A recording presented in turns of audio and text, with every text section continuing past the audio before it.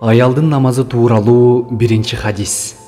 Ибн Умардын, ага Аллах разы болсун, айтымында Аллахтын элчиси саллаллаху алейхи вассалам аялдардын мечитке баруусуна тыюу салбагыла, бирок алардын үйдө болгону алар үчүн жакшыраак деп айткан. Абу Дауд жана Ибн Хузайма. Хадистин түшүндүрмөсү: мусулман коомчулугунда аялдардын акыбалын эске салып, Аллах тарабынан ага ыйгарылган эне жана аял деген ыйыгатты сактай турган хадистердин бири ушул. Диндин өтө даанышман, адамды таң калтыра турган сыры бар. Аялдын бактылуу болуусун шарият өкүмдөрүнө байланыштырып койгону Аллахтын даанышмандыгынан. Аял Аллахтын ыраазычылыгын өзүнүн үйүндө табат. А эркек кишинин мойнунда 5 убакыт намазга, жума намазына катышуу үчүн үйүнөн чыгуу жүктөлгөн. Башкача айтканда, эркек ибадатынын сооп сыйы көп болуусун кааласа, сыртка чыгуусу керек. Эркек басып, чуркап, тыйын кетирип, ысып, үшүп, айтор кыйынчылык менен жеткен сыйга аял киши үйүндө жылуу жумшак отуруп эле жетет. Бул Аллахтын аял затында болгон ырайым эмне.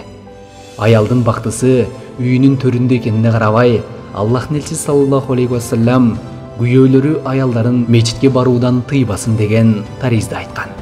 Аллахтын элчиси саллаллаху алейхи вассалам эмне үчүн мындай дегенин жана анын бул айтканы кандай аялдарга тиешелүү экенин хадис чечмелеген аалымдардын пикирлеринен аңдасак болот. Ал үчүн алгач мазхаб аалымдарынын пикирине токтололу. Ханафи мазхабы боюнча Аль-Мухтар китебинин автору аялдардын жамаат намаздарга баруусу жакшы иш эмес деп белгилеген. Ал эми Аль-Ихтияр китебинин чечмелөөсүндө автор буларга токтолгон. Аллахтын элчиси саллаллаху алейхи вассалам алардын үйдө болгону кандай сонун дегеннен аялдардын үйдөн чыгуусу эртедир кечтир бир жамандыкты алып келээрин эскерткенин байкайбыз.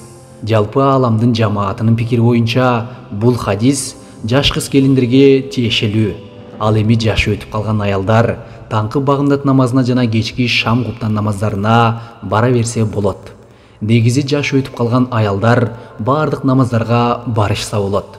Анткени алардын жашы өтүп калгандыктан кандайдыр бир бузук иштердин болуп калуу коркунучу жок. Жогорудагы 3 намазга барууга уруксат берилгенинин дагы өзгөчө себеби бар. Аялдарга көз арта турган бузуку арамза адамдар бешим жана дигер убактысында көчөдө болоору. Ал эми шам куптан убагында алар кечки тамакка алагды болушаары, багымдат убактысында болсо уктап жатышаары белгилүү болгон. Бирок мындай абал илгерирээк болгону менен азыр абал бир аз башка. Тагыраак айтканда, азыр бузукулук күчөп, күндүн кайсы убактысы болсо да араанын ачып турган кез. Ошондуктан аялдарга мечитке барууга уруксат бербегени оң. Демек, Аль-Ихтиярдын авторунун айтымына таянсак, аялдардын мечитке жамаат намазына барбай эле койгону жакшы. Пайгамбарыбыз өзү уруксат берип жатса, аны башкалар кантип жокко чыгарат деген суроо туулары бышык. Буга Айша энебиздин, ага Аллах разы болсун, Аллахтын элчиси аялдарынын бүгүнкү абалын көргөндө Бану Исраилдин аялдарына тыюу салынган сыяктуу мусулман аялдардын да мечитке баруудан тыймак деген сөзүн жооп катары алып келсек болот. Имам Бухари, Имам Муслим.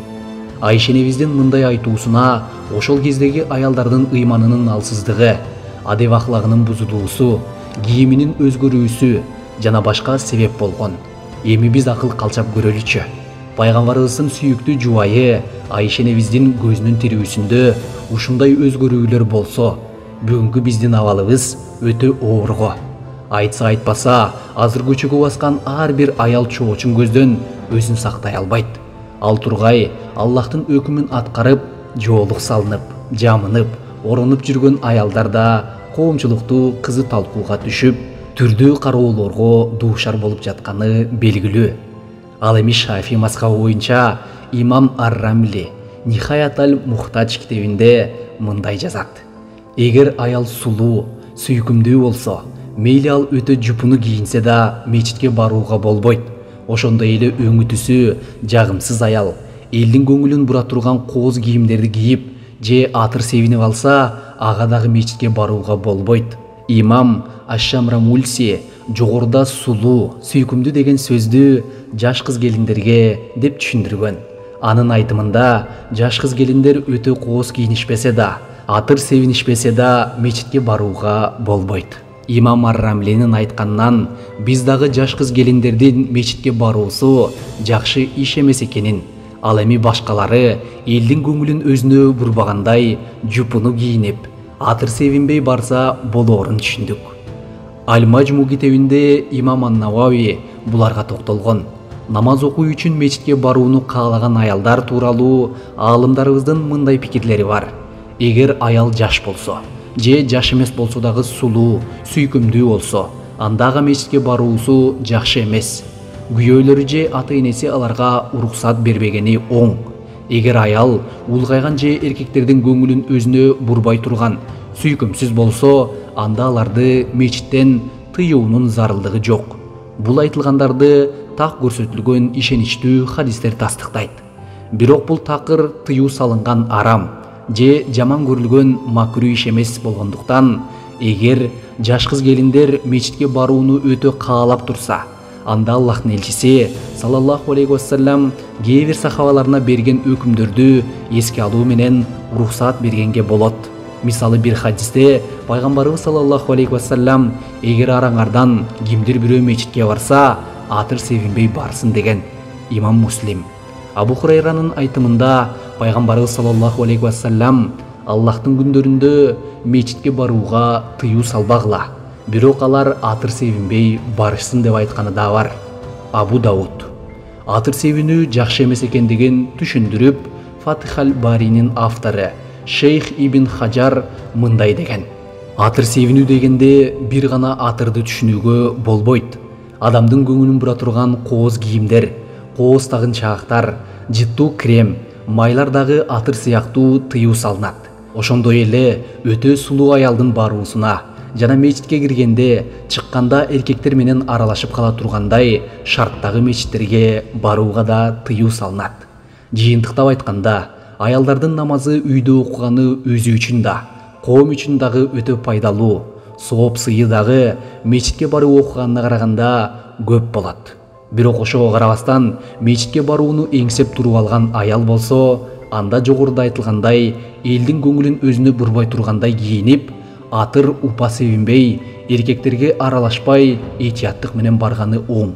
Туурасын жалгыз Аллах билүүчү. Аял затынын бактылуу болуусу баарыбыздын түйшөлткөн маселе. Анткени алар биздин энелерибиз, жубайларыбыз жана кыздарыбыз. Алар бактылуу болсо, биз эркектер бактылуубуз. Эркектин бактысы түздөн түз аялга байланыштуу экенин пайгамбарыбыз саллаллаху алейхи вассалам бир канча осуятында айткан. Баамдаганга бактылуулук такыба аялда деген бир ооз сөзүндө бүтүндөй аял заттын бактысы катылып жатат. Такыба аял биринчи кезекте өзү бактылуу, анын күйөөсү бактылуу, аны тарбиялаган ата-эне бактылуу, анын тарбиясын алган балдары бактылуу, натыйжада бүтүн үй бүлө бактылуу. Бактылуу үй бүлөлөрдөн турган коом бактылуу. Бактылуулук такыба аялда экени белгилүү. Болгону биз такыба деген сөзгө тереңирээк маани берип, такыба аял кандай болуусу керектигин билип алуубуз зарыл. Чынында бүгүн баардык аял затынын издегени бакыт. Аны ар ким ар кайсы жерден издеп жүргөнү дагы маалым. Аял заты бактысын кайдан издеп, кайдан күтүшү керек. Канткенде аял такыба болуп, өзүн да, башкаларды дагы бактылуу кыла алат. Аял бактылуу болуусу үчүн ким ага кам көрүүсү керек. Эмне үчүн учурда аял затынын кадыры тебеленип, баркы төмөндөп баратат. Ушул сыяктуу адамды ойго салган суроолорго видеодон жооп таба аласыз. Кыска бирок нуска китептен жалаң гана аял заты эмес, эненин, жубайын, кызын, жалпы эле аял затын бактылуу кылууну каалаган эркектер да пайдалаарына ишенем. Бул айтылган ойлор аял заттын бактысы деген китептен алынды.